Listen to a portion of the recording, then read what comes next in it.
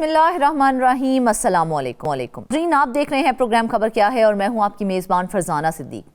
नाज़रीन, प्रोग्राम के पहले हिस्से में हम बात करेंगे national cyber crime investigation agency की, जो इस वक्त शदीद माली, इंतज़ामी और तकनीकी बहरान से दो चार है। अरबों रुपए के बजट के वादों के बावजूद फंड्स की अदम फराहमी, सीनियर अफसरान की अदम मौजूदगी और ऑनलाइन फ्रॉड के बढ़ते हुए वाक़यात ने साइबर क्राइम एजेंसी की कारकर्दगी पर संजीदा सवालात खड़े कर दिए हैं।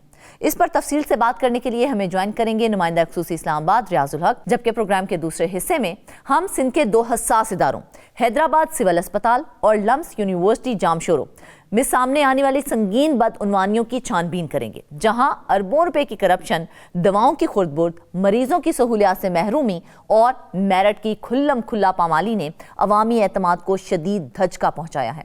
मजीद इस बारे में बात करने के लिए हमें ज्वाइन करेंगे नुमाइंदा कराची जाहिद खोखर, और प्रोग्राम के आखिरी हिस्से में हम मुल्तान के महकमा सेहत में करोड़ों रुपए की गैर कानूनी अद्वियात की खरीदारी और खुर्द-बुर्द के बड़े स्कैंडल पर बात करेंगे, जहां एंटी करप्शन कार्रवाई में 14 सरकारी मुलाजमीन और कॉन्ट्रैक्टर्स के खिलाफ मुकदमात और इब्तदाई गिरफ्तारियों ने केस की संगीनी मजीद अयां कर दी है। मजीद इस बारे में बात करने के लिए हमें ज्वाइन करेंगे नुमाइंदा मुल्तान ज़हीर अब्बास। तो नाज़रीन, चलते हैं आज की पहली खबर की जानिब। आज हम एक ऐसे संगीन और तशवीशनाक मामले पर बात करने जा रहे हैं जो बराह रास्त आम शहरी की जेब, इज्जत और डिजिटल सिक्योरिटी से जुड़ा हुआ है। National cyber crime investigation agency, जिससे तवक्को ये की जाती है कि वो ऑनलाइन फ्रॉड, व्हाट्सएप हैकिंग और डिजिटल जुराइम के खिलाफ फ्रंट लाइन डिफेंस होगी, आज खुद एक इंतजामी बहरान, फंड्स की कमी और अंदरूनी दबाव का शिकार नजर आती है। सवाल यह है कि जब इदारा ही कमजोर हो जाए तो शहरी किसके दर पर जाएंगे? आइए इस पर बात करते हैं। हमें ज्वाइन किया है नुमाइंदा खुसूसी इस्लामाबाद रियाजुल हक ने। रियाज, सबसे पहले ये बताइएगा कि NCCIA इस वक्त क्राइसिस मोड में क्यों नजर आ रही है? असल मसला कहां पर है? जी, बहुत शुक्रिया फरजाना। देखें, नेशनल साइबर क्राइम इन्वेस्टिगेशन जो एजेंसी है इस वक्त अपने शायद हम ये कहें कि जब से उसकी पैदाइश हुई है तकरीबन जून जुलाई से लेकर ऑनवर्ड्स, पहले ये साइबर क्राइम एजेंसी थी, FIA के अंडर आती थी। अब एक इंडिपेंडेंट इदारा बन गया जिसका एक DG होता है। हमने कुछ अर्से पहले इस पर प्रोग्राम किया कि इसको ट्रांसफॉर्म करने के लिए प्लान्स बनाए जा रहे हैं, सारा कुछ और ये वो। तो पिछले कुछ हफ्तों में, स्पेशली जो पिछला हफ्ता था, ये ऑनगोइंग वीक है, इसमें हमारी काफ़ी लोगों से मुलाकातें हुई सीनियर लेवल के, और उन्होंने खासी मायूसी का इजहार किया कि हम तवक्को कर रहे थे कि चीज़ें बहुत बेहतर हो जाएंगी, लेकिन फ़िलहाल हमें को बहुत ज़्यादा उम्मीद नज़र नहीं आ रही। उसके प्रोग्राम में आगे चल के हम जो है वो बहुत से पहलुओं का जायज़ा लेंगे, लेकिन सबसे बड़ा जो क्राइसिस है जिसकी वजह से जो सारा NCCIA एक चैलेंज में फंस चुका है, वो उनका क्रेडिबिलिटी क्राइसिस है। इदारे चाहते थे, वजारत की सतह पे, वजारत दाखिला के अंडर आता है ये NCCIA, तो कोशिश ये थी कि चीज़ों को ट्रांसफॉर्म किया जाएगा। पहले इनको कहा गया कि जनाब, हम आपको पिछले साल कहा गया कि आपको बजट में कि 14 अरब रुपए आपको दिए जाएंगे और आप नए ऑफिस बना लेंगे, और इनका एक इन्होंने पूरी एक प्रेजेंटेशन दी जहाँ पे उन्होंने कहा कि हमारे इस वक्त मुल्क भर में 15 ऑफिस हैं, और सिर्फ 2025 में देखा जाए तो 1,54,000 के करीब या उससे ज़ायद जो दरख्वास्तें हैं वो मौसूल हुई, और फिर उसके बाद ज़ाहिर है केस होता है, और फिर उसके बाद बाकायदा तौर पे इंक्वायरी होती है, और फिर केस में तब्दील करके इसको FIR की शक्ल में आगे पसू किया जाता है। तो एक बड़ा चैलेंज जो ये आया कि हमने देखा, हमने बाकायदा तौर पर डकी बाई वाला केस और इस तरह से रिलेटेड यूट्यूबर्स का जो सारा स्कैंडल था, उसको लेकर तफसील से हमने काफ़ी जो है वो प्रोग्राम किए इसी प्लेटफॉर्म के तवज्जुह से।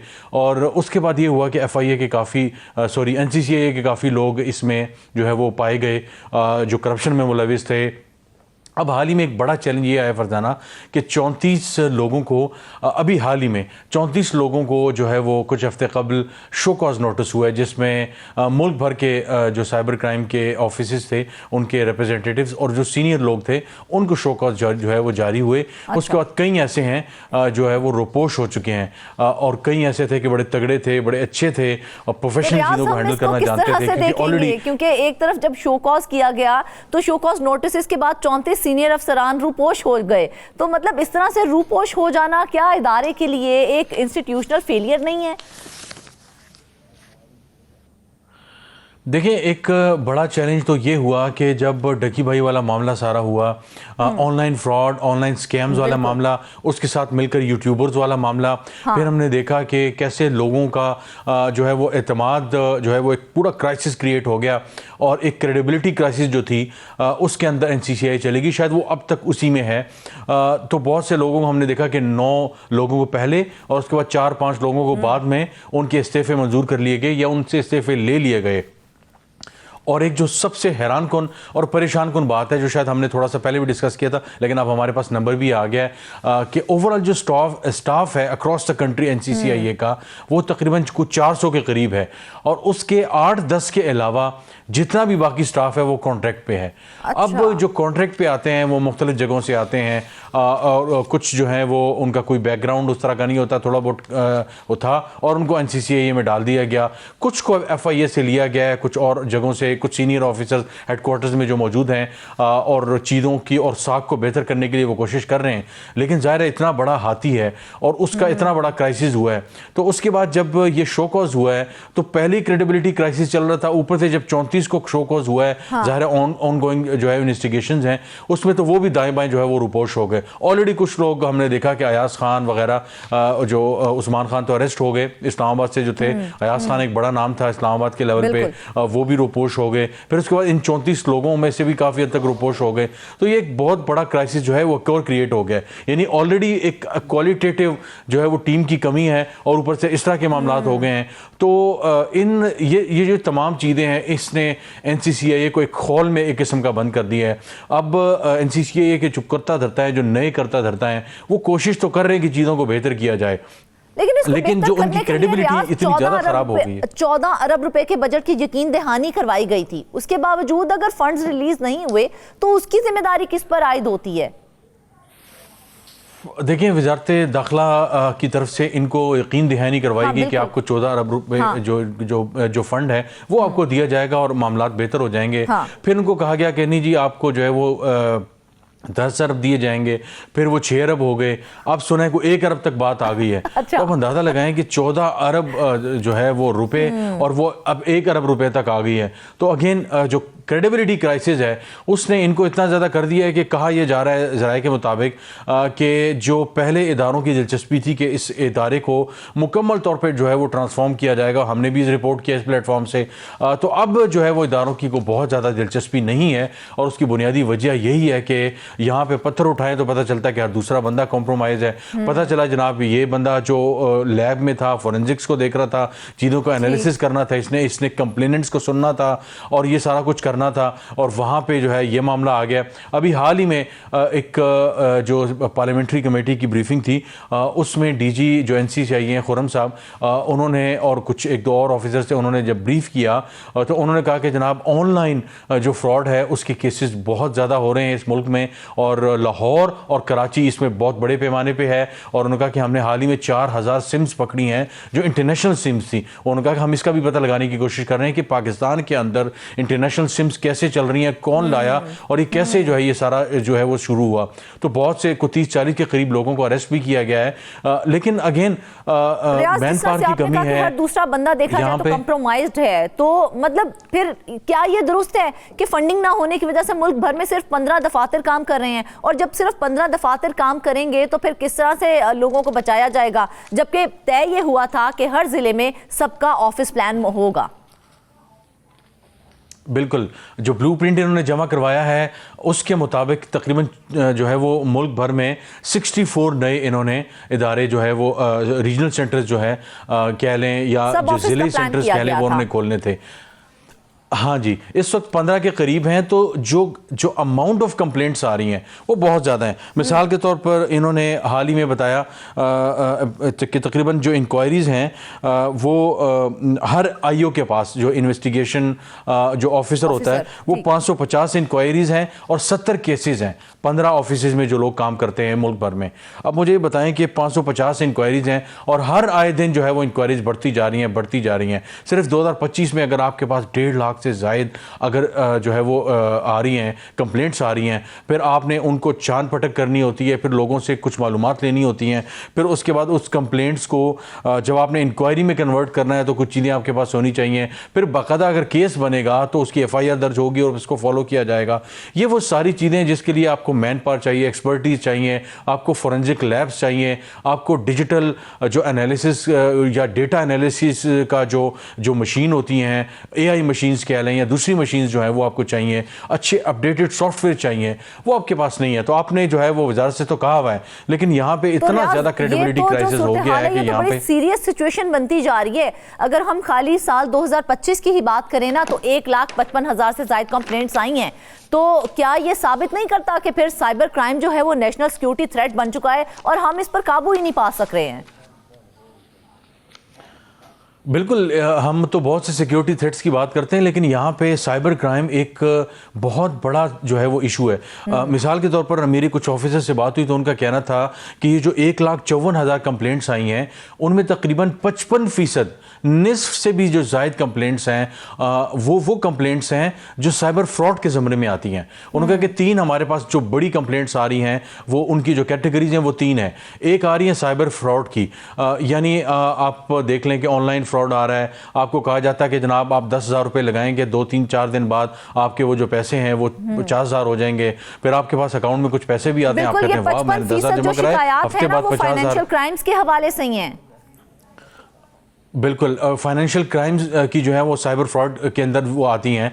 फिर उसके बाद दूसरा जो आ रहा है वो आ रहा है ऑनलाइन डेफेमेशन, ऑनलाइन हैरेसमेंट और जो है वो पोर्नोग्राफिक जो स्टफ़ है वो उसकी बहुत ज़्यादा कंप्लेंट्स आ रही हैं। और उसमें जो ख़वातीन के हवाले से जो कंप्लेंट्स हैं वो 22,000 के करीब जो कंप्लेंट्स हैं इस 1.5 लाख में, वो ख़वातीन के हवाले से हैं कि पार्टीज़ में, मुख्तलिफ जगहों पर, यूनिवर्सिटीज़ में, कॉलेजेस में, दफातर में वो अगर काम कर रही थी, उनकी तस्वीर को जो है वो तोड़ मरोड़ के AI की मदद से डिफेम किया जाता है, उनको, उनकी फैमिलीज़ को भेजी जाती हैं, उनको ब्लैकमेल किया जाता है कि आप इतने पैसे देंगे वरना हम ये तस्वीर जारी कर देंगे। इस तरह की कंप्लेंट्स उन्होंने कहा कि बहुत ज़्यादा आ रही हैं। जहाँ पे अच्छे खासे जो रिश्ते होने वाले होते हैं वहाँ पे इस तरह की कंप्लेंट्स जो हैं जो है वो आ जाती हैं कि जनाब किसी खातून का रिश्ता हो रहा था, वहाँ पर इस तरह की तस्वीर जो है वो भेजी गई जो असल तस्वीर नहीं थी, उनको डिफेस किया गया और उस पर सुपर इम्पोज किया गया और उन तस्वीर को किसी और जो है वो जो एक्टर्स थे या इस तरह के लोग थे। तो ये एक बहुत बड़ी परेशानी का बायस है। अब इनका तदारक कैसे होगा? इनका तदारक तो है, ज़रा हम तो मीडिया हैं, हम तो इसको हाईलाइट कर सकते हैं, आप इन पे बात कर सकते हैं, हम प्रोग्राम कर सकते हैं, सेगमेंट्स कर सकते हैं, लेकिन सबसे बड़ा मसला ये है कि जिन लोगों का ये काम है साइबर क्राइम को कॉम्बैट अगर जिन लोगों ने करना है वो NCCIA के लोग हैं। उनके अगर 380 के करीब अगर लोग उनके सारे के सारे कॉन्ट्रैक्ट पे हैं तो जॉब सिक्योरिटी कहाँ पे उनके पास होगी? वो कैसे समझते हैं कि जनाब वो तो साल पे आए हैं और कई ऐसे लोग हैं जिनके 2-2 साल बाद कॉन्ट्रैक्ट रिन्यू हुए हैं और वो वेट कर रहे हैं कि जनाब बस वो ठीक है, तनख्वाह आ रही है, अब वो दाएं बाएं जो है एक अनसर्टेनिटी का माहौल है। इस अनसर्टेनिटी के माहौल में वो कैसे जांफिशानी और मुस्तकिल मिजाजी से काम करेंगे और क्यों ना उनका दिल जो है वो पैसों की तरफ रायगां हो, पैसों की तरफ जो है वो उनका दिल ना मसले कि जब हम देख रहे हैं कि मेरा कॉन्ट्रैक्ट 6 महीने का है। और हाल है इस वक्त ऑनलाइन फ्रॉड में हमने जिस तरह से देखा है तो गैर मुल्की अनासर भी इसमें शामिल हैं। तो क्या ये मामला सिर्फ हम इसको क्राइम कहेंगे या फिर हम कहेंगे कि ये क्रॉस बॉर्डर साइबर टेररिज्म हो रही है? ये बिल्कुल उसमें इस ज़माने में आता है। क्रॉस बॉर्डर साइबर जो है वो बुलिंग, हैरेसमेंट, ब्लैकमेलिंग और फाइनेंशियल फ्रॉड इसमें सब आ जाते हैं। और जो NCCIA के जो लोग हैं उनका ये कहना है कि ये सिर्फ पाकिस्तान में बैठे हुए लोग नहीं हैं, ऐसे कई लोग हैं जो इस रीजन में यूरोप और अमेरिका तक फैले हुए, वहाँ पे उनके दफातर हैं, वहाँ उन्होंने आउटसोर्स की हुई हैं सर्विसेज को। हाँ। तो आपको जब इंटरनेशनल नंबर से कॉल होती हैं तो एक तो सिम पाकिस्तान में जो है वो इंटरनेशनल चल रही हैं, दूसरा वो जो रिंग है वो बैठा हुआ है मुख्तलिफ मुल्कों में, इस खित्ते में और यूरोप और अमेरिका में भी जो है वो फंक्शन कर रहा है। तो इस सारे फ्रॉड के लिए जो सलाहियत चाहिए इसको डिटेक्ट करना है, फिर उसकी जो है वो ना सिर्फ जो है वो प्रोसिक्यूशन करनी है जो पाकिस्तान में बैठे हुए उनके हैंडलर्स हैं और एक्टर्स हैं, बल्कि इसके साथ साथ इसका तदारक करना है कि जो शख्स मुतासरा है, जो ख़वातीन मुतासरा है, जो मर्द मुतासरा हैं, उनका जो माली नुकसान हुआ है, उनका जो हैरेसमेंट हुई है, उसकी जो लोग जिम्मेदार हैं उनको बाकायदा बाकायदा तौर पे जो है वो ना सिर्फ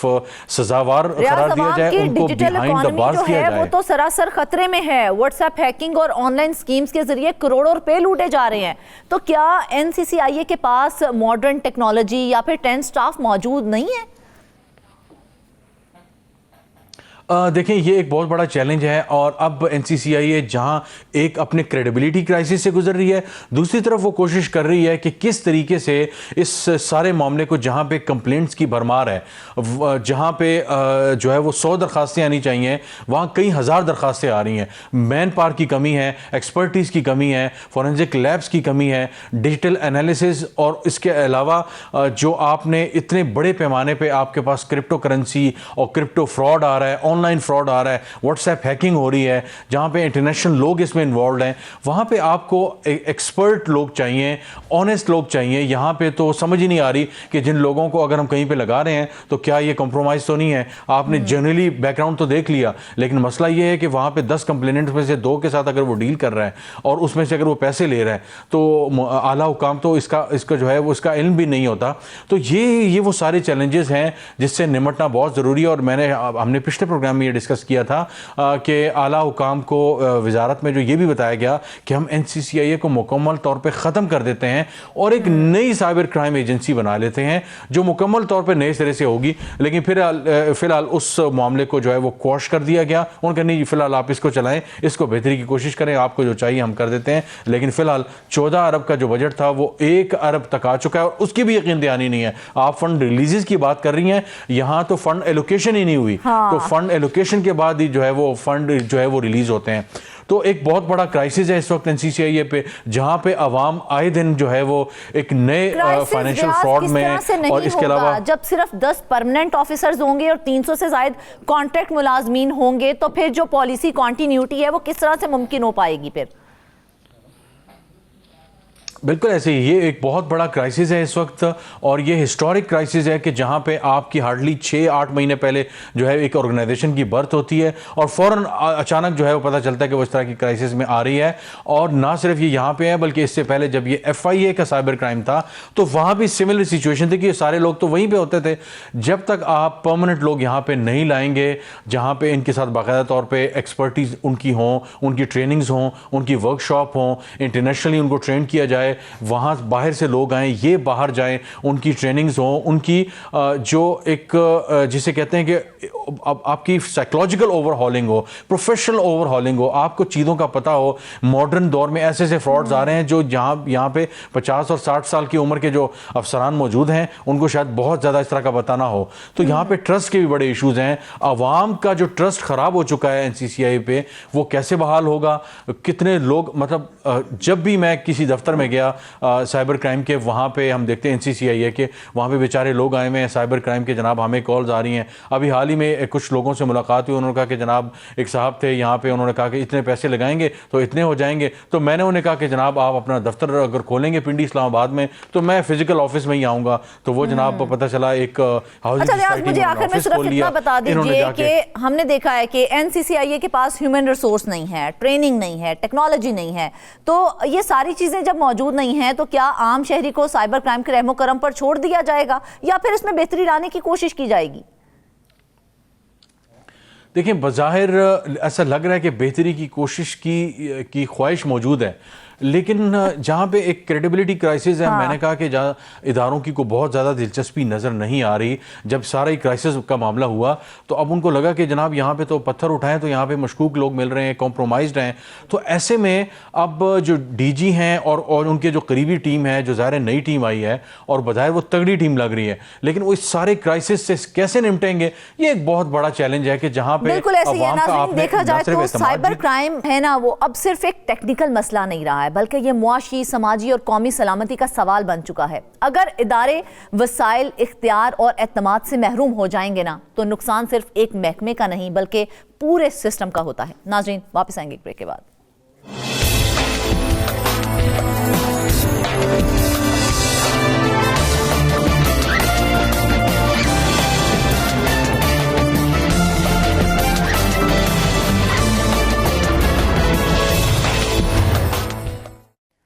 वेलकम बैक नाज़रीन। अब हम सिंध के दो निहायत हसास इदारों, जिनमें एक तरफ सिविल अस्पताल हैदराबाद है और दूसरी तरफ लम्स यूनिवर्सिटी जामशोरो है। इन दोनों इदारों के अंदर सामने आने वाली बेइज्जतियों और बदउनवानियों पर बात करेंगे। कहीं पर अरबों रुपए की मुबैना करप्शन की गई है और कहीं पर दुआओं में खुर्द-बुर्द की गई है। इसके साथ साथ मरीजों को सहूलियात से भी महरूम रखा गया है। मेरिट को भी रोंद कर गैर कानूनी तौर पर तरक्कियां दी गई हैं। सवाल ये है कि जब सेहत और तालीम जैसे बुनियादी शोबे के अंदर ही इस तरह की बेज़ाब्तियां और करप्शन सामने आएगी तो फिर अवाम इंसाफ किससे मांगेंगे? पूरी सूरत हाल पर बात करने के लिए हमारे साथ मौजूद हैं जाहिद कोकर। जाहिद, सबसे पहले तो मुझे ये बताएं ना कि जिस तरह से ये कहा जा रहा है कि हैदराबाद के अंदर जो है वो किया है, करप्शन के हवाले से तहकीकात शुरू की गई हैं हैदराबाद अस्पताल के अंदर, तो इस अचानक से तहकीकात की वजह क्या बनी? कौन सी ऐसी चीज ट्रिगर की गई थी जिसके बाद इस तहकीकात का आगाज किया गया? Thank you so much. एक इंतहाई इम्पोर्टेंट इशू है। लोगों को जो सहूलियात, इलाज की सहूलियात फराम करने वाले इदारे हैं उनमें बड़े पैमाने पे जो करप्शन के मामलात सामने आए हैं और इसी वजह से ही महकमा एंटी करप्शन या FIA की जानिब से तहकीकातें शुरू की गई हैं। इसका बैकग्राउंड तो एक बहुत तवील है। ये अफसरान जो है, जो कंप्लेनेंट हो या जो मौजूदा अफसरान है, ये आपस में किसी वक्त में एक दूसरे के साथी भी रहे, मगर उसके बाद क्योंकि ये जो मफादात की जंग होती है उसके बाद एक दूसरे के खिलाफ भी हो गए, तो अब ये तमाम मामला सामने आ रहे हैं और ये पता चलता है कि अरबों रुपए की इस मामले में करप्शन की गई है। अब सिविल अस्पताल हैदराबाद के हवाले से हम बात करें कि इस की जो शिकायत की गई है मुख्तलिफ फोरम्स पे, हालांकि इसको मुख्तलिफ फोरम्स पर चैलेंज किया गया है, दरख्वास्तें की गई हैं, शिकायतें की गई हैं। महकमा एंटी करप्शन की जानिब से तहकीकात का आगाज़ किया गया है, दूसरी जानिब से FIA ने भी ये तहकीकात शुरू की है। तहकीकात अफसर की जानिब से मेडिकल जो इनके सुप्रिटेंडेंट हैं उनको ख़त लिखा गया है कि आप इस हवाले से जो 2023 से 2025 तक का जो अरसा है इसका रिकॉर्ड फराम करें। वैसे तो तकरीबन 7-8 सालों के दौरान ये करप्शन के मामला सामने आए हैं सिविल अस्पताल के अंदर। बदकिस्मती की बात है कि सिविल अस्पताल हैदराबाद में जो लोग गरीब आते हैं इलाज और मुआलजे के हवाले से उनको सहूलियत नहीं मिलती हैं। वो कोविड-19 के हवाले से भी आपको बताता चलूँ कि उस वक्त भी जो अरबों रुपए का बजट मिला था वो भी इसी तरह से करप्शन के नज़र हो गया था। बहरहाल उस पर इदारों ने तहकीकात नहीं की या उस पर कोई और मामला थे। अब ये मामला सामने हैं, कुछ शवाहिद भी हैं और कुछ सोशल मीडिया पे वो जो साबिक अफसरान थे उनकी जानिब से कुछ हक़ाइक़ रखे गए हैं या उनकी जानिब से कंप्लेंट की गई है। एंटी करप्शन की जानिब से ये कहा गया है कि आप इस हवाले से रिकॉर्ड फराहम करें ताकि पता चल सके कि किस तरह से करप्शन हुई है। एक तो जो शिकायत की गई है कि जो मेडिसन है, दवाइयात ख़रीदी जाती हैं मरीज़ों के नाम पर, वो एक तो गैर मयारी होती हैं और अगर गैर मयारी ख़रीदी भी जाती हैं तो वो ओपन मार्केट में फ़रोख्त की जाती हैं। ठीक है। आपको बता दूं कि सिर्फ और सिर्फ 2 अरब रुपए सिविल अस्पताल हैदराबाद में सालाना बजट है सिर्फ अद्वियात की खरीदारी के वजह से। और इस पर अगर इस वक्त भी आम इंसान जो है बना चला जाए तो वहाँ पर आपको किसी किस्म की कोई सहूलियत नहीं मिलेंगी इस वक्त भी सिविल अस्पताल में। आप दूसरी तो बात छोड़ दें, मगर इस वक्त भी जो सिविल अस्पताल हैदराबाद की जो लेबॉर्ट्री है उसमें शुगर का टेस्ट नहीं होता है। अच्छा। तो एक इंडोर अस्पताल के अंदर तमाम सहूलियत फ्री होती हैं और मिलनी चाहिए। अब आप तस्वर करें कि अगर इस हद तक किसी को सहूलत नहीं मिलती है तो तस्वर करें। दूसरी बात यह है कि जो परचेजिंग के जो टेंडर्स किए गए हैं उसमें बड़े पैमाने पर करप्शन की गई है, खुर्द-बुर्द की गई है। इस तरह से हुआ है कि जो उनकी मुख्तलिफ कंपनीज़ के नाम पर ठेके तो जारी किए गए कि आप टेंडर्स दिए गए, मनपसंद कंपनीज़ को कहा गया और इस हद तक करप्शन है कि मिसाल के तौर पे 100 रुपये की कोई चीज़ है तो वो 5 रुपये में भी नहीं बल्कि 2 रुपये में या 1 रुपये में ख़रीदी गई है। उनको ये सिर्फ कहा गया कि हम आप से रिसीविंग ले लेंगे और रिसीविंग के बाद जो है वो, क्योंकि हमारी जिम्मेदारी होती है, आप ने सिर्फ और सिर्फ हमें जो उसके ऊपर जो पैसे होते हैं वो देने होते हैं। तो ये हालात रहे हैं। अब दूसरी बात ये है कि एक इंस्पेक्शन टीम सिंध गवर्नमेंट की जानिब से बनाई गई है कि जो अस्पताल में जो भी चीज़ खरीदी गई है उसका इंस्पेक्शन करेगी, जिसमें कुछ जो अस्पताल के लोग होंगे, कुछ महकमा सेक्रेटरी का जो नुमाइंदा है वो भी उसमें शामिल होता है और उसके बाद ज़िलाई इंतज़ामिया के लोग भी शामिल होते हैं। यहाँ पर जो इतलात हैं कि कुछ तो इस तरह के मामलात हुए हैं कि वो जो सर्टिफिकेट होते हैं वो भी जाली दस्तखत से कई मरतबा ऐसा हुआ कि वो जमा करा के वो फंड्स ट्रेजरी जो ऑफिस है हैदराबाद का जो करप्शन का गढ़ बना हुआ है। वैसे भी तो सिंध भर के जो ट्रेजरी ऑफिसेज हैं वो सिर्फ और सिर्फ करप्शन के अलावा कोई नहीं है, वो भी पूरे सिस्टम पे दिए गए हैं, वो एक अलग कहानी है। मगर इसमें मिली भगत से ये पैसे अरबों रुपए के जारी कर दिए जाते हैं वक्तन फवक्तन, और करोड़ों रुपए के बिल्स इस तरह से हमने ये भी देखा है कि महकमा एंटी करप्शन और FIA दोनों ही पैरेलल इन्वेस्टिगेशन मोड में आ चुके हैं इस पूरी सूरत हाल के बाद। इसका मतलब है कि वाकई ही ये मामला काफी संगीन सूरत हाल इख्तियार कर चुका है, ऐसा ही है?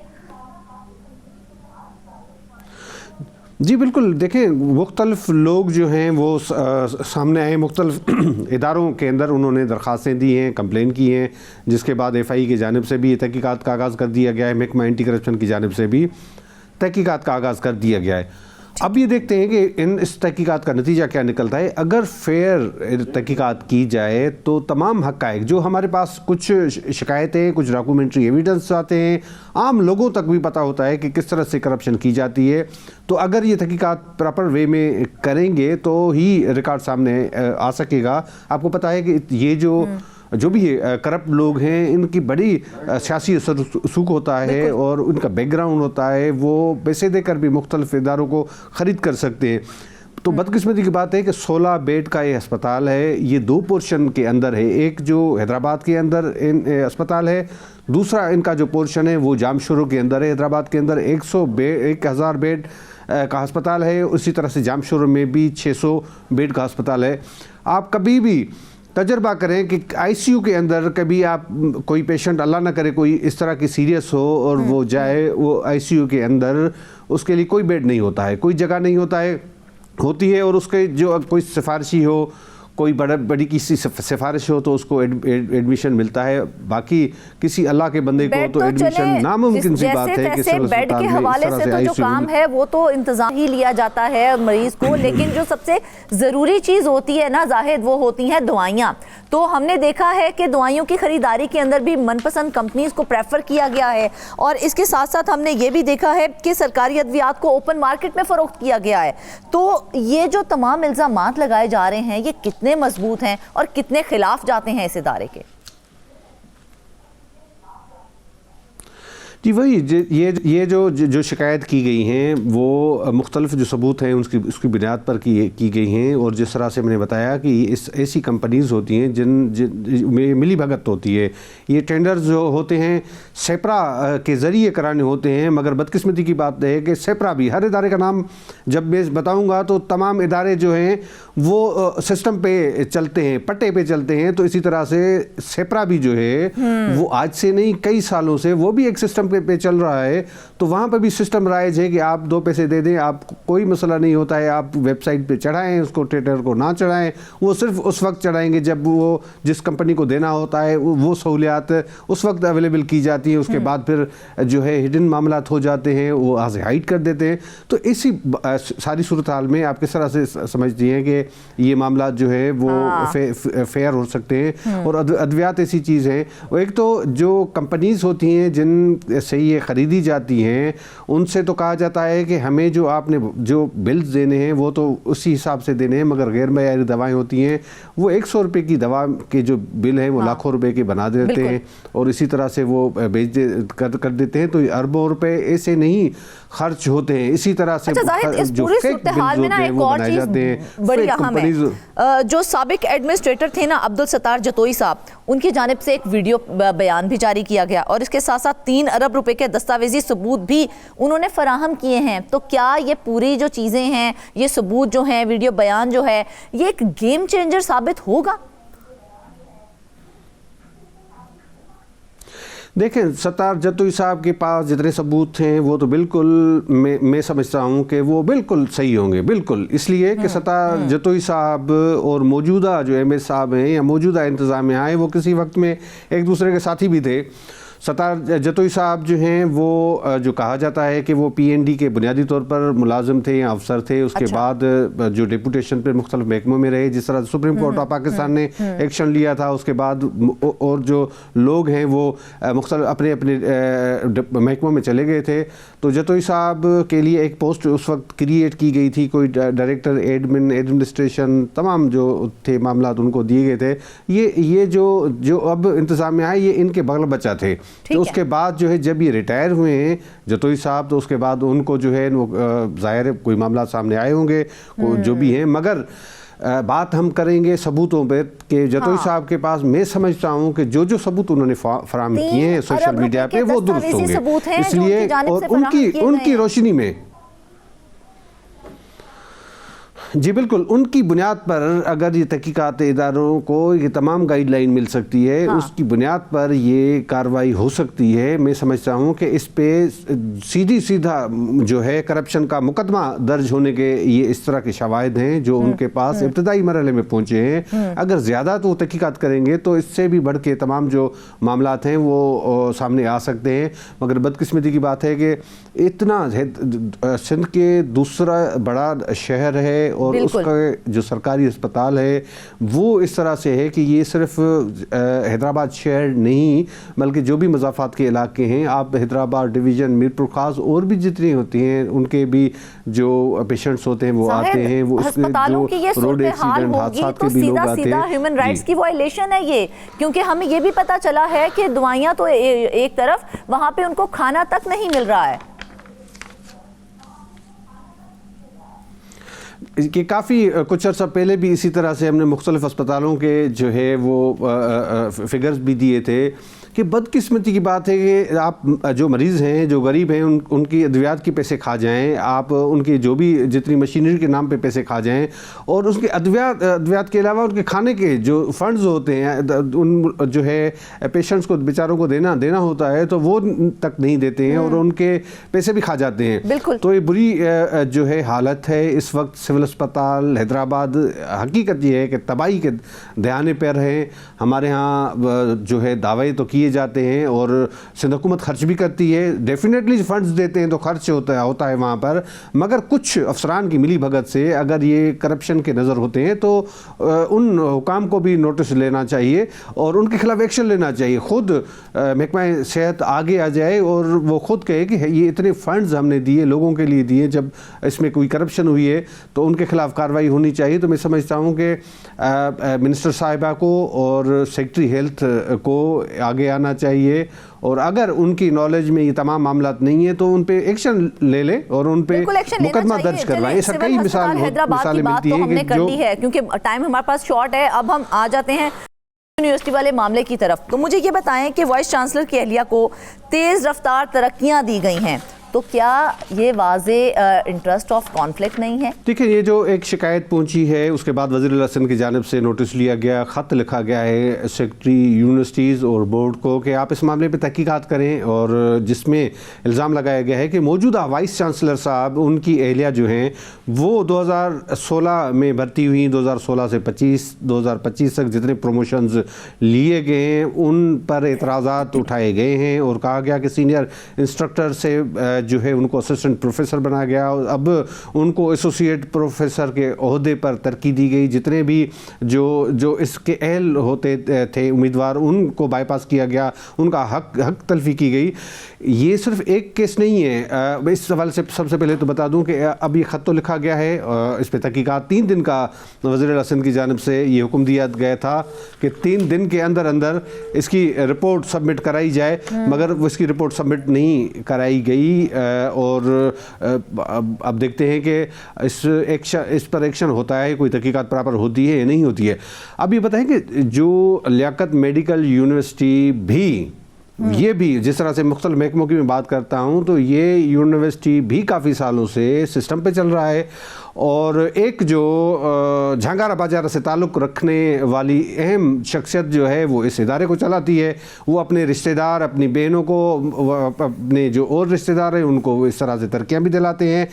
80 लेबॉर्ट्रीज़ हैं पूरे सिंध के अंदर लियाकत मेडिकल यूनिवर्सिटीज़ की, और उसमें 1500 मुलाजमीन जो हैं वो बग़ैर किसी इश्तिहार के, बग़ैर कोई कानूनी तकाज़े पूरे किए हुए उनको भर्ती किया हुआ है 1500 अफराद। और ख़ास तौर पर उसमें भी जो है वो झांगारा बाजारा के जो इनकी ऑडिट होना चाहिए, ये फ़ीस लेते हैं और मुख्तलिफ जो टेस्ट हैं वो किए जाते हैं।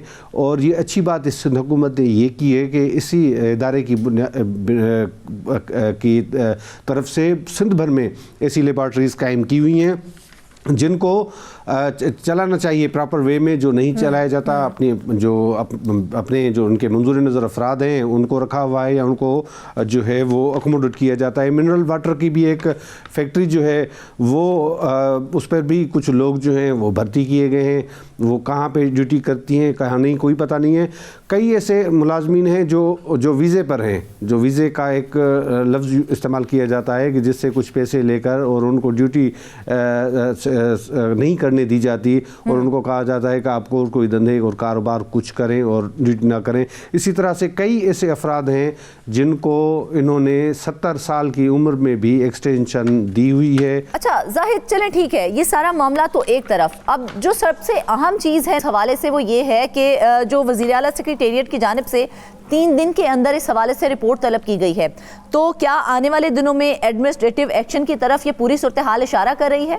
देखें, कुछ जो अच्छे इकदाम होते हैं, ये तो अच्छी बात है कि वज़ीर आला सिंध की जानिब से कोई कंप्लेन जो है वो करता है तो उसको एड्रेस किया जाता है, एक अच्छी बात है। और इसी कंप्लेंट की जो बिना पर इसकी रोशनी में अहकाम दिए गए हैं कि आप इस मामले की तहकीकात करें। मगर बदकिस्मती की बात यह है कि जो तहकीकात करने वाले इदारे हैं या बोर्ड के जो सेक्रेटरीज़ हैं, हालांकि हमने सेक्रेटरी साहब को मैसेज भी किया था इस हवाले से कि ऐसा ख़त लिखा गया है और वज़ीर आला सिंध की जानिब से ये अहकाम भी दिए गए हैं, तो आप अपना मौक़िफ़ बताएं कि इस वक्त तक क्या एक्शन लिया गया है। 3 दिन का कहा गया था कि इसमें कोई चीज़ ऐसी सामने आई है या नहीं आई है या कोई रिपोर्ट आपने सबमिट की है, तो इस हवाले से हमें आगाह करें। तो मगर उनकी जानिब से, जो सेक्रेटरी साहब की जानिब से कोई जवाब नहीं सामने आया है। और जो भी बता दे, अगर ये भी बता देते कि ऐसी कोई बात नहीं है, जो भी है तो हम उनका मौक़िफ़ जो है वो शामिल कर सकते। मगर मैं वही बात करता हूँ कि ये जो मौजूदा वाइस चांसलर साहब हैं डॉक्टर इकरामदीन उज्जैन साहब, वो तो अभी मज़ीद एक्सटेंशन की जो बारी लाइन में शामिल हैं, तो वो एक्सटेंशन इस तरह से नहीं मिलती है। एक्सटेंशन इसी तरह से मिलती है कि तमाम ब्यूरोक्रेसी और तमाम जो लोग होते हैं वो उनकी सपोर्ट और मदद के बगैर तो कोई मामला सामने नहीं आ सकता। बिल्कुल ऐसे ही है नाज़रीन, अगर सिविल अस्पताल हो या फिर यूनिवर्सिटी या ये इदारे जो है ना, ये सिर्फ इमारतें नहीं हैं, ये कौम का मुस्तकबिल हैं। और अगर इन्हीं के साथ खिलवाड़ किया जाएगा तो हमारी कौम हमसे सवाल ज़रूर करेगी और हमें जवाब देना पड़ेगा। नाज़रीन, वापस आएंगे एक ब्रेक के बाद।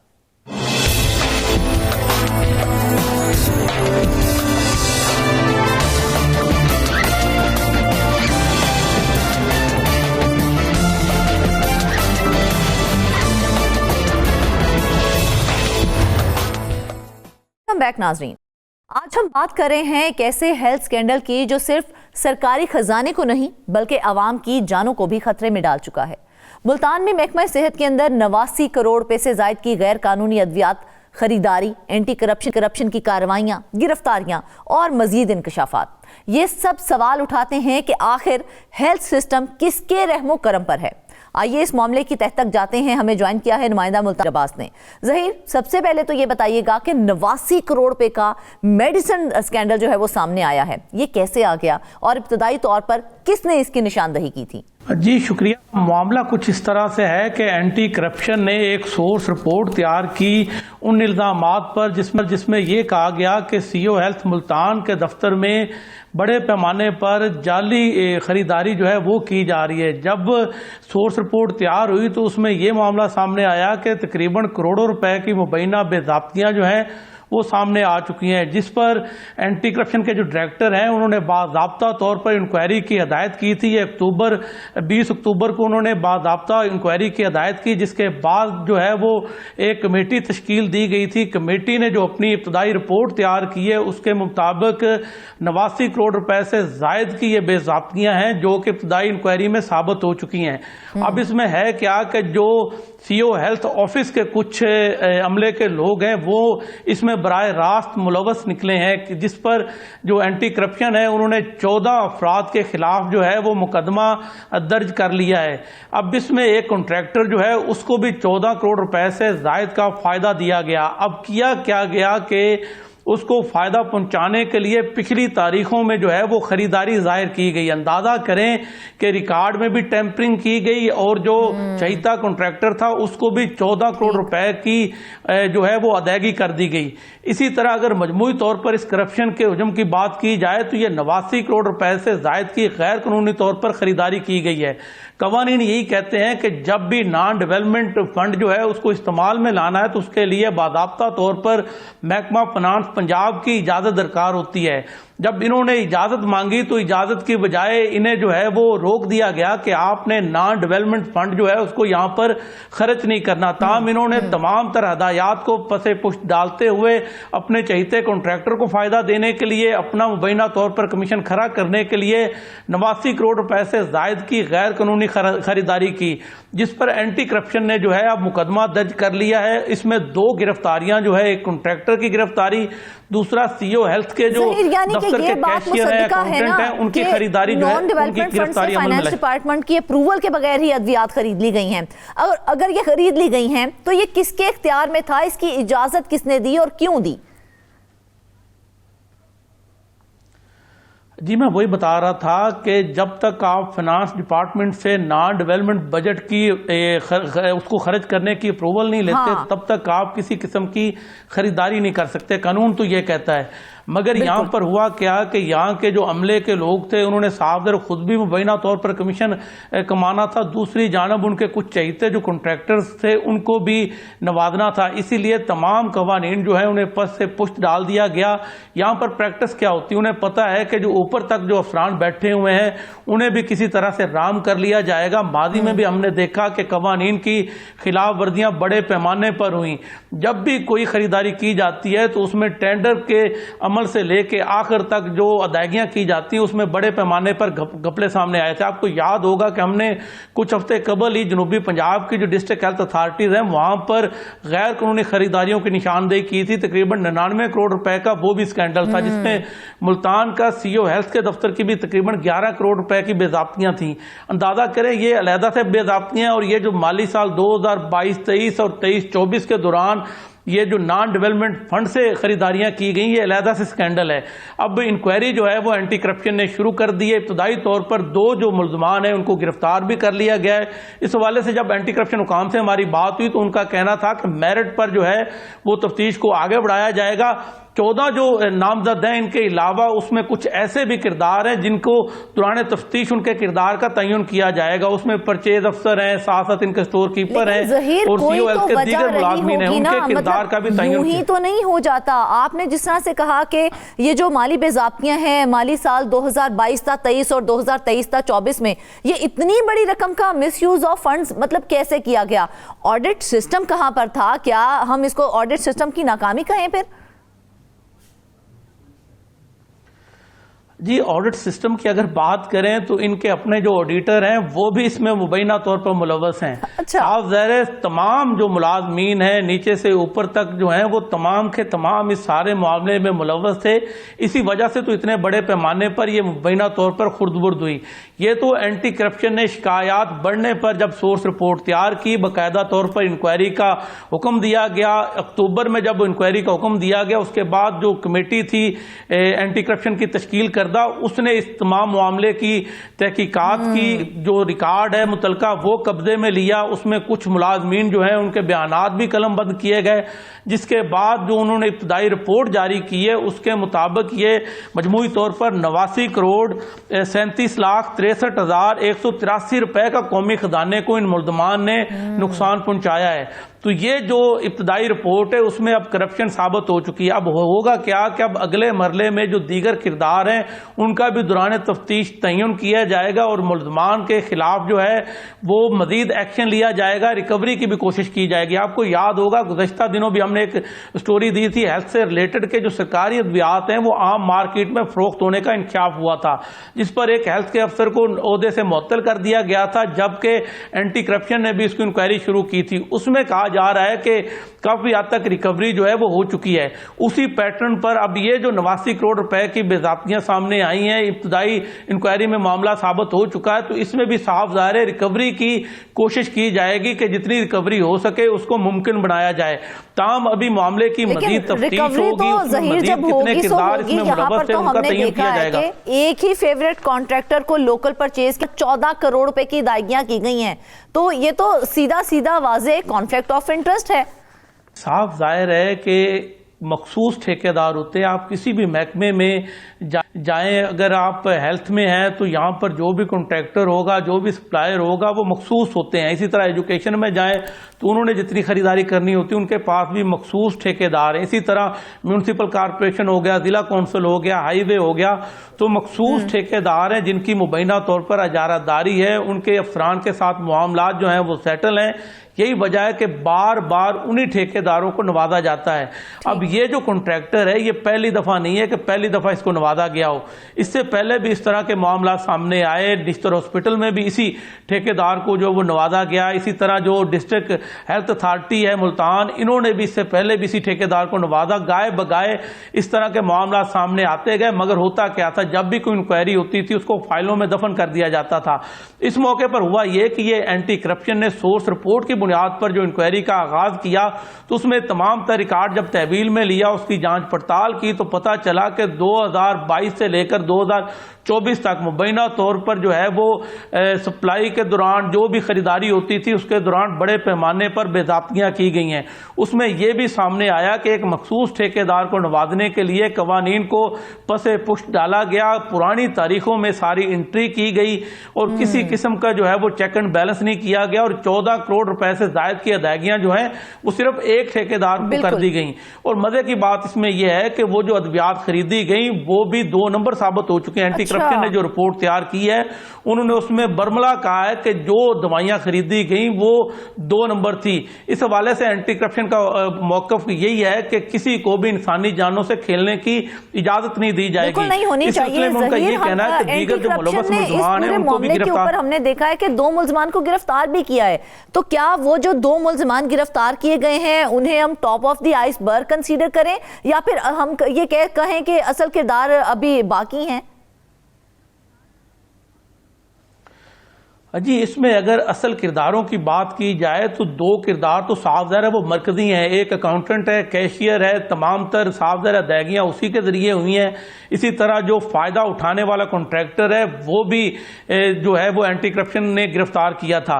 तो अब ये तो साफ ज़ाहिर किरदार तो लाजमी है, लेकिन जो मरकजी किरदार इसमें कहे जा रहे हैं वो 2 ड्रग इंस्पेक्टर्स को कहा जा रहा है। इस हवाले से जब महकमा सेहत हुकाम से हमारी बात हुई तो उनका कहना था कि जैसे ही उन पर करप्शन के इल्ज़ामात साबित हुए तो उन्होंने उन्हें ओहदे से हटा दिया, उन्हें नौकरियों से मुअत्तल कर दिया है। जब तक इंक्वायरी जारी है, जब तक ये तहकीकात मुकम्मल नहीं होती तब तक उन्हें ओहदे पर बहाल नहीं किया जाएगा। अगर वो उनके खिलाफ इसके अलावा अभी तक कोई एक्शन लिया गया है या नहीं लिया गया?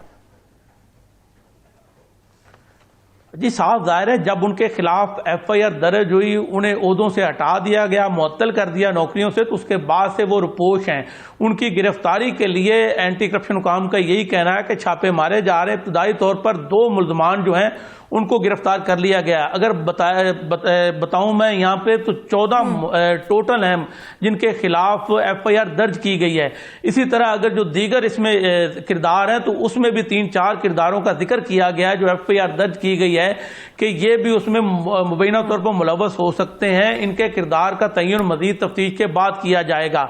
इतना बड़ा स्कैंडल है, साफ ज़ाहिर देखें कि 14 जो है उनके खिलाफ नामजद पर्चा जो है FIR जो है वो एंटी करप्शन ने दर्ज की है, जिसके बाद से इंक्वायरी जो है उसका दायरा कार बढ़ा दिया गया है। अब तलबी नोटिस जो है वो मजीद भी जारी किए जा रहे हैं, मजीद रिकॉर्ड जो है वो भी तहवील में लिया जाएगा। जांच पड़ताल के बाद जो है इस इंक्वायरी को किसी मंतकी इंजाम तक जो है वो पहुंचाया जाएगा।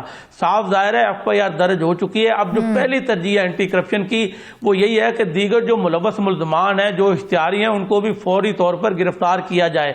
गिरफ्तारियों के बाद अगला मरला क्या आएगा कि अगले मरले में रिकवरी की तरफ जाया जाएगा कि जितना भी उन्होंने नुकसान पहुंचाया है उनके जिम्मे वो रिकवरी डाल दी जाएगी और उनसे आहिस्ता आहिस्ता वो तमाम तर रकम जो है वो वसूल कर ली जाएगी। माजी में भी हमने देखा कि जिस तरह मैंने बताया कि सरकारी अद्वियात जो आम मार्केट में फरोख्त हुई थी, उस मामले में भी एंटी करप्शन ने इंक्वायरी शुरू की और काफी हद तक जो है वो रिकवरी की जा चुकी है। तो उम्मीद तो यही की जा सकती है कि एंटी करप्शन अब मुकम्मल तौर पर मुतहरिक हो चुका है। एंटी करप्शन ने FIR भी दर्ज कर ली है, मजीद तफ्तीश का आगाज भी कर लिया है और छापे भी मारे जा रहे हैं कि दीगर जो मुलव्वस मुल्ज़मान है जो इस मुकदमे में नामजद है उनकी गिरफ्तारी की भी कोशिशें की जा रही हैं। ताहम जो मरकजी इसमें किरदार कहे जा रहे हैं, 2 ड्रग इंस्पेक्टर वो अभी तक फरार हैं, उनको अभी तक गिरफ्तार नहीं किया जा सका।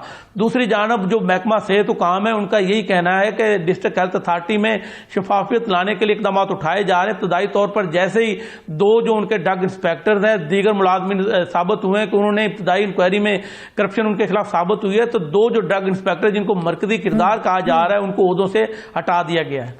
अच्छा ज़हीर, अद्वियात का जिक्र आपने किया कि अद्वियात जो पकड़ी गई वो भी जाली ही थी, तो क्या उन अद्वियात का ताल्लुक सरकारी अस्पतालों में जो फराहम की जाने वाली पेशेंट केयर से था या फिर हम कहें कि ये कोई और मामला था और उस तरह से मरीज जो हैं वो इससे इफेक्ट नहीं हुए हैं? नहीं, वो मामला कुछ इस तरह का मैंने आपको बताया ना कि ये जो अद्वियात खरीदी की ये मखसूस अय्याम के लिए, जिस तरह मुहर्रमुल हराम का ये जो इसमें FIR में दर्ज है उसमें यही है कि ये जो अद्वियात खरीदी गई थी ये मुहर्रमुल हराम की इमरजेंसी को जवाब बनाकर जो है वो खरीदी गई और जो ठेकेदार था उसकी जो खरीदारी उससे की गई उसको पिछली डेटों में दायर किया गया। साफ ज़ाहिर डेट्स भी गलत दायर की गई, तमाम तर प्रोसेस जो है उसको गैर कानूनी तौर पर किया गया ताकि मखसूस ठेकेदार को नवाजा जा सके। जब वो अद्वियात जो है उनको चेक किया गया तो अद्वियात को साफ ज़ाहिर उनके सैंपल लेकर टेस्ट किया गया कि भाई ये अद्वियात मयारी थी या नहीं, तो साबित हुआ कि वो अद्वियात जो थी वो भी 2 नंबर थी, जाली अद्वियात थी। अंदाजा करें कि इतने बड़े पैमाने पर ये स्कैंडल सामने आया और उसमें जो अद्वियात हैं वो भी बोगस निकली, जाली निकली। ये तो बड़ी ही संगीन सूरत-ए-हाल है। इस पूरे मामले को अगर हम एनालाइज करें ना तो लोकल परचेज के दौरान भी देखें तो वहां पर भी टेंडर प्रोसेस हो, रेट कंपैरिजन हो, क्वालिटी चेक हो, उससे मुकम्मल तौर पर नजरअंदाज कर दिया गया है। जी, बदकिस्मती ये है कि जब भी कोई चीज़ खरीदी जाती है तो मयार जो है उसको मद्देनज़र नहीं रखा जाता। अगर मयार को मद्देनज़र रखा जाए तो किसी किस्म का भी जो टेंडर प्रोसेस होता है, जो भी खरीदारी होती है, तो फिर रोना किस चीज़ का। आप हाईवे के मंसूबे देखें तो जो सड़क चंद हफ्ते पहले जो तामीर की जाती है उसमें नाकस मटीरियल का इस्तेमाल किया जाता है। एक बड़ा शॉर्ट टाइम है। मुझे सिर्फ लास्ट में ये बताइए, क्योंकि इस तरह के मामलात हमने आए दिन हम देख रहे हैं महकमा सेहत के अंदर, अस्पतालों के अंदर ये मामलात होते हैं। अगर ऐसे केसेस में एग्जाम्पलरी पनिशमेंट जिसको हम कहते हैं अगर वो ना दी गई तो क्या महकमा सेहत में शफाफियत मुमकिन हो पाएगी अगर आज हमने इसके ऊपर कोई अमल ना किया तो? जी, साफ जाहिर है ये इंसानी जानों को बचाने का अमल है। अगर आप अद्वियात खरीदते हैं तो साफ जाहिर है इंसानी जानों को बचाना मकसूद होता है।